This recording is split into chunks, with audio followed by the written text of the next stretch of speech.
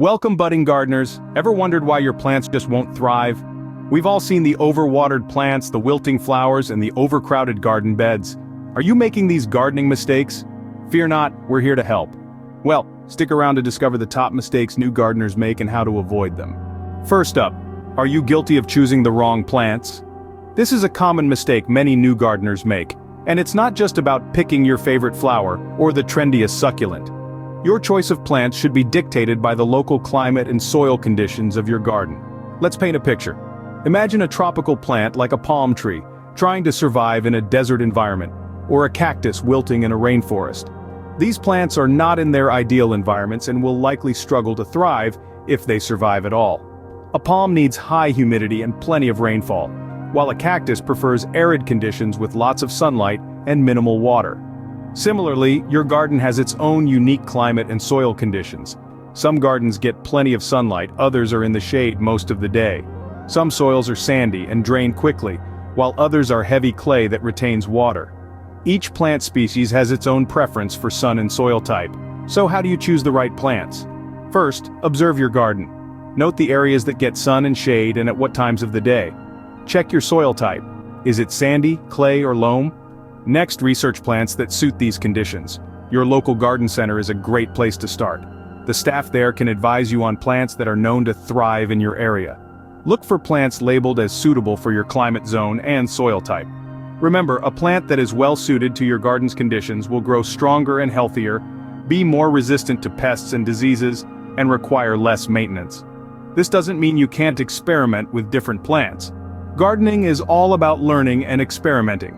But starting with plants that are likely to thrive sets you up for success and a positive gardening experience. And lastly, don't forget about size. Make sure you have enough space for the mature size of the plant, not just the size it is when you buy it. A tiny sapling can grow into a huge tree that might not fit in your backyard. Remember, the right plant in the right place is a gardening mantra worth following. Moving on, are you drowning your plants or leaving them high and dry? This is a common conundrum faced by many new gardeners. Watering may seem like a simple task, but if not done correctly, it can lead to the demise of your beloved green friends. Overwatering and underwatering are two sides of the same coin, both potentially harmful to your plants. But how do we identify these conditions, you ask? Well, let's dive in. Overwatering is often mistaken for underwatering, as both can lead to wilting. However, there are telltale signs to distinguish between the two. Overwatered plants usually have yellow leaves and may look excessively lush. The soil feels soggy and may have a musty odor, indicating root rot. On the other hand, underwatered plants have dry and brittle leaves. The soil feels dry to the touch and may even be pulling away from the edge of the pot.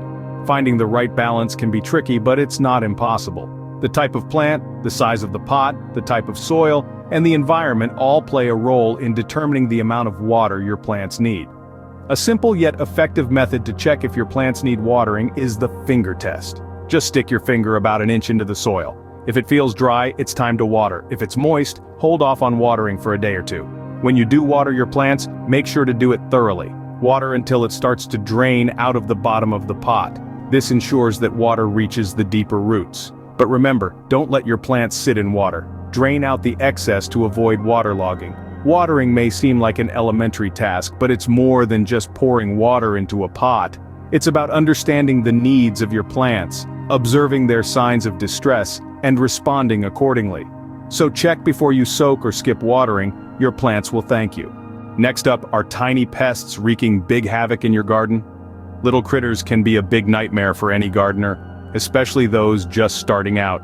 Ignoring pest control is a common mistake that can lead to disastrous results. It's easy to underestimate the impact of these pests, but remember, these tiny invaders can decimate your lush green paradise in no time. The key is early detection. Stay vigilant and look for signs of infestation. Holes in leaves, discoloration, or a sudden drop in plant health can all be telltale signs of a pest problem. Once you've identified the issue, it's time to take action. You can opt for natural methods like introducing beneficial insects that prey on pests. Ladybugs, for example, are known to feast on aphids, while birds can help control caterpillar populations. Another natural method is using plant companions. Certain plants, like marigolds, are known to repel pests and can be a great addition to your garden, adding not only beauty, but also a layer of pest protection. If the infestation is severe, you might need to resort to chemical methods. There's a wide range of pesticides available in the market. When using these, remember to follow the instructions carefully. Overuse of pesticides can harm your plants and beneficial insects, so use them judiciously. And don't forget about prevention. Regularly cleaning your gardening tools, removing dead leaves, and maintaining a healthy soil can all contribute to keeping pests at bay. Remember, it's not just about getting rid of pests. It's also about creating a balanced ecosystem in your garden where beneficial insects thrive, and pests find it hard to establish a stronghold. In the end, it's all about being proactive, rather than reactive. Don't wait until your plants start showing signs of distress. Keep a close eye on your garden, and take action at the first sign of trouble. Remember, a stitch in time saves 9, especially when it comes to pest control. Now, are you giving your plants a poor foundation with bad soil preparation? Let's delve into this often overlooked yet crucial part of gardening. Soil isn't just dirt, it's a living, breathing entity teeming with organisms that help your plants grow. But not all soil is created equal, and poor soil preparation can lead to weak plants and disappointing yields. Imagine building a house on shaky ground. It wouldn't stand a chance, right? The same goes for your plants. They need a firm, nutrient-rich foundation to thrive, so how do we ensure our soil is up to the task? Firstly, it's all about the compost. Compost is a gardener's best friend. It enriches the soil, providing plants with vital nutrients and improving soil structure. Making your own compost from kitchen scraps and garden waste is a great way to recycle and give your plants a nutrient boost. But don't just dump compost onto the soil and call it a day. It needs to be mixed in. Turn the soil over to about a spade's depth, then mix in your compost. This ensures your plant's roots have easy access to those beneficial nutrients. Next, we need to talk about drainage. Plants don't like sitting in waterlogged soil. It can lead to root rot and a whole host of other problems. If your soil is heavy clay, it can hold too much water. On the other hand, sandy soil might drain too quickly. The solution? Organic matter. Adding organic matter like compost, coir, or well-rotted manure can improve the structure of your soil and its ability to hold on to just the right amount of water. Remember, plants' roots need to breathe. They need space to spread out and access air, water, and nutrients. Compacted soil can suffocate roots, so don't forget to loosen it up before planting. To sum it all up, good soil preparation involves enriching your soil with compost, checking and improving drainage, and loosening the soil to provide roots with a hospitable environment. So invest some time in soil preparation. It's the root of a healthy garden. Finally, are you crowding your plants or burying them too deep? A common mistake many new gardeners make is planting their seeds or seedlings too close together or too deep. This often stems from an eagerness to maximize yield or ensure that the plants are well anchored in the soil. However, overcrowding can lead to competition for nutrients, water, and sunlight, stunting growth and making plants more susceptible to disease. Just as problematic is planting too deep. While it might seem that a deeper hole would provide more stability, this actually makes it harder for the plant to break through the soil and reach the sunlight it needs to grow. It can also lead to waterlogging and root rot, especially in heavy soils. So, how do you avoid these mistakes? Well, always check the planting instructions for your specific plant species.